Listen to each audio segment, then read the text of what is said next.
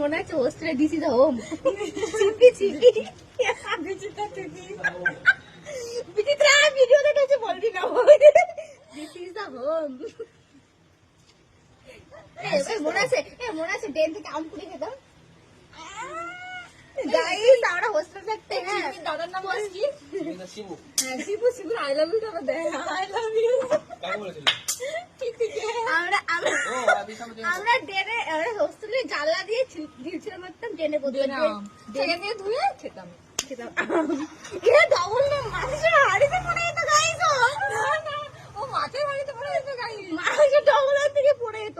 চাউমিনে sauce এত ভেঙে ভেঙে দিত সবাই, মানে 12 জন ছিল সবাই ভেঙে খেতাম। আর তারপরে ইশিকাতে চলে থাকতো গেটের সামনে, কাকু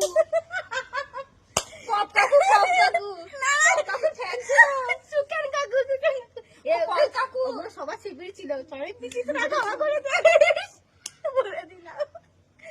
আর লাবণী, সঞ্জিতা, তোর কি সাথী, এরা সবাই খাওয়ারই ছিল এক একজন।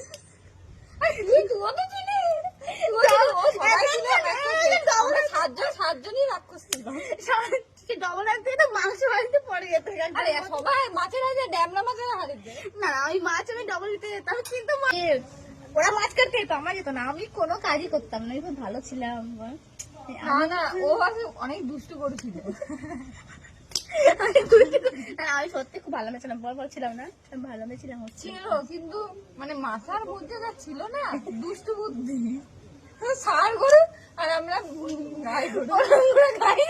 সার গরু না, কিন্তু খুব মজা হতো। বড়দের মধ্যে কত গিফট পেতাম আমরা। রবিবার আসলে গাইস এর জামা ও, ওর জামা ও, সেলাই করে পড়া হতো, কি মজা হতো এই দিনগুলো।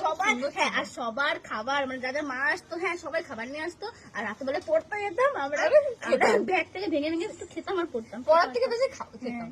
বলে খুব সুন্দর ছিল দিনগুলো, খুব মজা ছিল, সত্যি কথা। স্কুল থেকে পালিয়ে গিয়ে পিতিদের বাড়ি যেতাম আর মাংস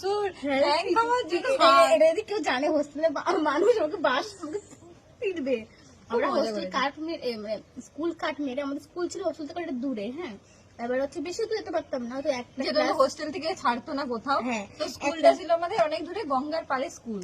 গঙ্গার পাড়ে ঘুরতে যেতাম, ফটো তুলতাম। আমাদের বান্ধবী বাড়িতে যেতাম, আমাদের মানে হোস্টেলে একটা বান্ধবীর বাড়ি কাছে ছিল, তার বাড়িতে গিয়ে আমরা কি খেতাম,